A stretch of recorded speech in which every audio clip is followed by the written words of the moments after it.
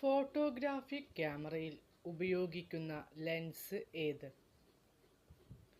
Convex lens. മനുഷ്യ ശരീരകോശത്തിലെ ക്രോമസോമുകളുടെ എണ്ണം എത്ര? 46. ആർത്രൈറ്റിസ് ഏത് അവയവത്തെയാണ് ബാധിക്കുന്നത്?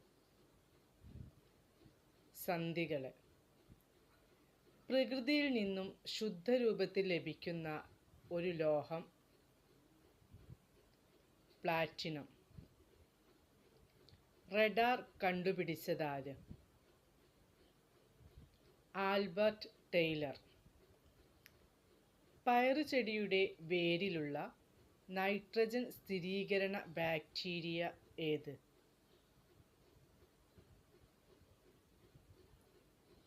റൈസോബിയം.